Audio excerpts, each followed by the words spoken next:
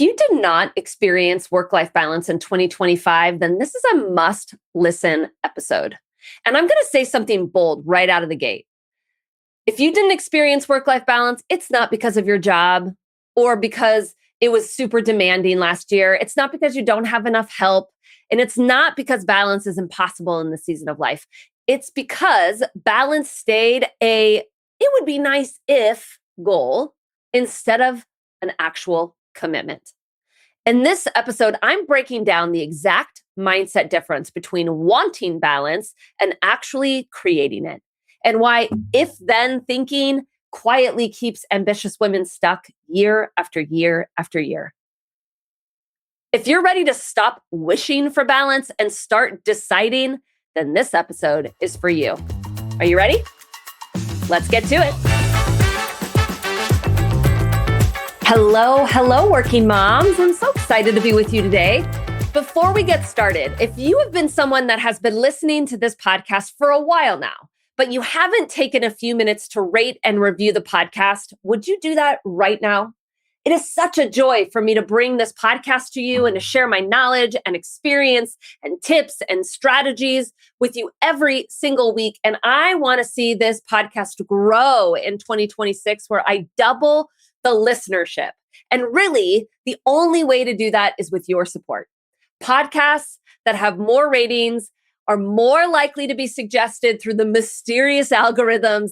And so would you please just take a moment and leave an honest rating and review wherever you listen to podcasts to get this into the hands of more moms just like you. Thank you in advance. Truly, this continues to be one of my favorite things that I do every single week. I love it so much, and I'm grateful to be a part of your life this year. All right, so let's get into this episode today. So I was thinking about the people that made the most progress in 2025 toward work-life balance and what really separated them from everyone else, right? And as I was thinking about this, I was able to really boil it down to something really, really simple that I want to share with you today. The people that experienced more work-life balance in 2025 and made the most progress towards sustainable habits were not the ones that have the easiest jobs or work less hours or have more help around the house. It's the ones that were committed. It's the ones that didn't just hope work-life balance would happen for them last year. They're the ones that took action towards it. That's it. The women who chose to take ownership over their work-life balance habits, like boundaries and proper prioritization and value-based decision-making, those women that decided it wouldn't just be a nice to have, but were committed and took full ownership over work-life balance, they're the ones that made the most progress. It really is that simple. I have countless conversations with women where we talk about work-life balance and they talk about it like it's a hope, like a want, but not a commitment. And it sounds sort of like this, I hope that I can be more present this year. I hope that I can get back into a workout routine. It would be so nice if I didn't work as much in the evenings and weekends this year, right? Notice that there's no actual commitment in these sort of hopes and dreams. And they're kind of stated more like it would be a nice to have, but not like a real committed goal. So I want you to get really honest with yourself in this moment. A big part of work-life balance is learning how to contain work, right? So that you're not constantly in work mode. And that way you're able to be more present with your family at the end of a workday. There's also time for yourself. There's time for your marriage. There's time for friends. But when it comes down to actually following through with those boundaries and really cutting off work and prioritizing the things that matter, how often does it sound like this? Well, if I can get everything done that needs to get done today, then I'll log off and stay off. Or how often does your commitment to your health goals sort of sound like this? If I can make it work tonight, then I'll get to that workout class. Or how often does your commitment to intimacy in your marriage sound like, if I feel like it, then I will, right? There's a common thread here. Do you hear it? It's called the if-then mindset. An if-then mindset is sort of a wishy-washy commitment that has qualifiers in it, right? If I can get this done, then I'll take some time to spend with the kids. Then I'll get to that workout class. Then I'll get to sleep on time, right? The if part is kind of the qualifier followed by the result that you wish that you'd have, right? But if your desire for work-life balance sounded a lot like an if-then statement last year, then you didn't actually have any commitment towards that goal. It's as simple as that. You're not going to feel like working out later. You're not going to want to put up that hard boundary between work and home. You're not going to naturally feel like logging off and staying off. It doesn't work like that. So if you want work-life balance to feel inevitable this year, you're going to have to get out of that if-then mindset and feel commitment toward that goal. Let me give you a few examples. So I had a client, she was actually on this podcast last year. Her name was Dana, and she was in one of my ambitious and balanced cohorts. And I remember we were talking about her prioritizing herself and prioritizing me time, right? Because that's one of the 4 essentials that I teach in the ambitious and balanced program. And she said that she really wanted to have more time with her friends, and that since essentially becoming a mom, like her friends have really like dropped off the priority list, and she wanted to figure out how to go out for a glass of wine with her friends, or go see a concert with a friend, or go on a walk, or just have some sort of uninterrupted lengthy conversation with her friends. And so I coached her on being really committed to that goal, in figuring out exactly when she would need to make that time for her friends, to actually get it on her calendar, and then learn how to follow through with that commitment no matter what. And I actually just spoke with her not that long ago, and I could tell you she has been consistent with this time ever since we coached on it for like the last 6 to 9 months. Another client of mine that was in that same cohort, she loved to read, right? And she wasn't making any time for reading at all because life had kind of overtaken her, and she was so tired at the end of the day. She didn't feel like reading at that time. And so she had treated reading in these last couple of years sort of like a nice to have, like if she could fit it in. But of course, what ended up happening is she never fit it in. And so she wasn't making time for reading. So she had this kind of wishy-washy like commitment to it, right? There was like this qualifier. If there was time and if she felt awake enough, then she would. But of course, then she never actually seemed to find the time to read.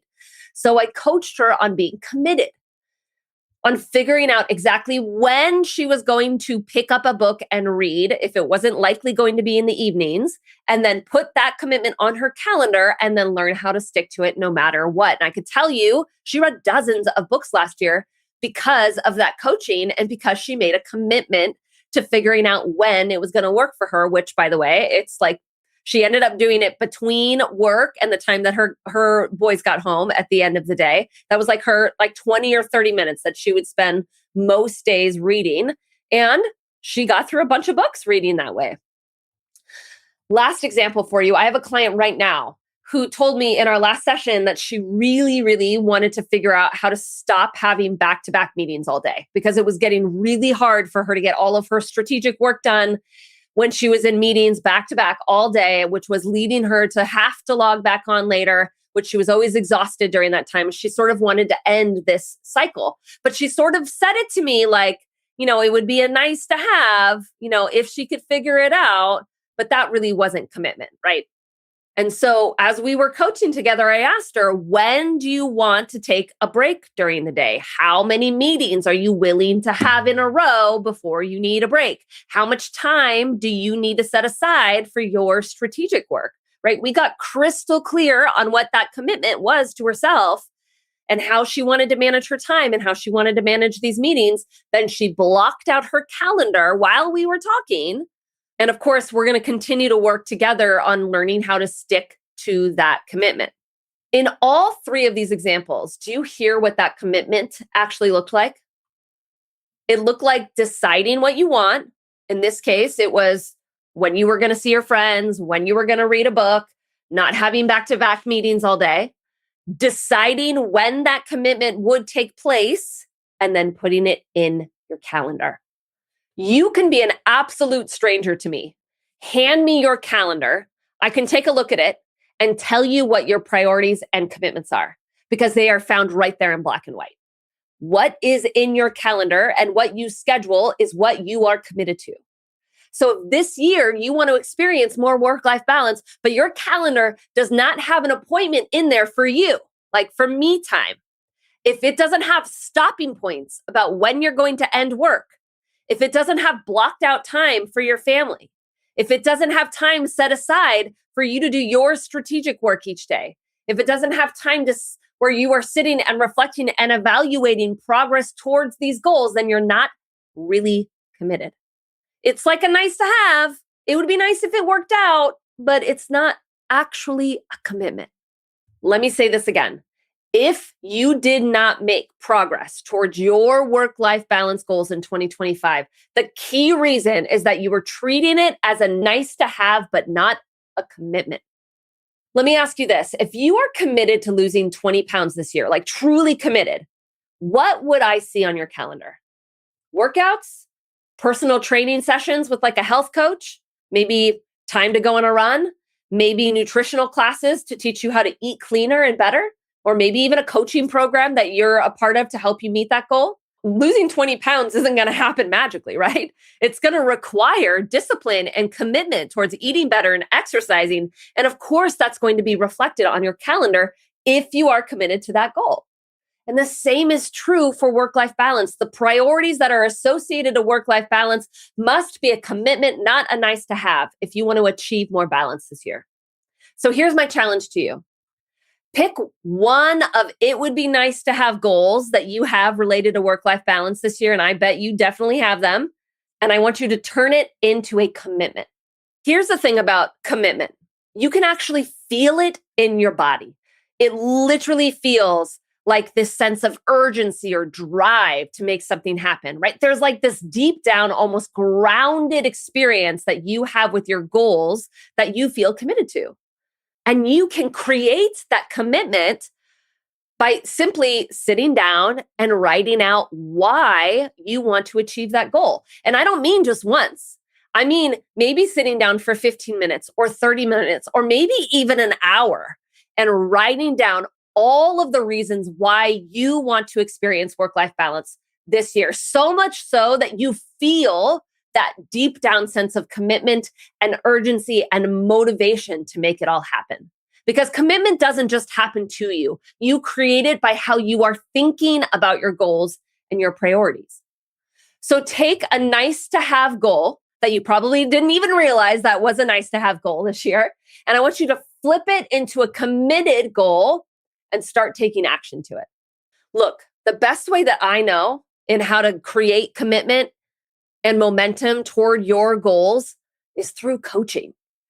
Coaching creates natural accountability where it's not just you trying to reach your goals on your own. It's with me. It's with a coach that is holding you accountable, that is holding space and a container for you to make progress towards those goals, even when you feel like you're not. So if you haven't already, go ahead and reach out and schedule your free breakthrough call with me, which is really the first step to learning more about coaching. It's the first step to making a commitment to saying out loud exactly what you want your goals to be and exactly what your vision is for the year. And then ultimately making a decision on if this is the right container for you to reach all of those goals this year. I would love to speak with you and talk to you about your goals, your work-life balance goals, your career goals, whatever it is you are looking to achieve as a working mom this year. I am your coach and I would love to speak with you. To book that call, you can go to www.rebeccaolsoncoaching.com/book. You're going to find that in the show notes as well. But working moms, it's really simple. If you want to achieve your goals this year, what's required is commitment. Not nice to haves, not hopes, not if you can squeeze it in or if you happen to feel motivated tonight, but actual commitment where you show up no matter what. I can help you. Reach out, book that call, or until next week, let's get to it. If you wake up most days spinning with 100 different priorities vying for your attention, then the daily Kickstart is exactly what you need. It's a simple 6-step process that helps you get your thoughts out of your head, reset your mindset, and refocus on what actually matters. It's designed to help shift you out of overwhelm and into calm, confident action before the chaos hits. This daily practice is the same tool I offer to all my clients, and it's going to show you exactly how to lead your day instead of react to it. It takes just 10 minutes a day, and the impact will ripple through everything: your mood, your energy, your presence with your kids, and how you lead at work. My clients indicate time and time again that this tool was the one that made the biggest difference for them, and I'm offering it to you totally free. You can download it by going to www.ambitious-balance.com/daily-kickstart. And of course, I'll have that for you in the show notes as well. All right, working moms, let's get to it.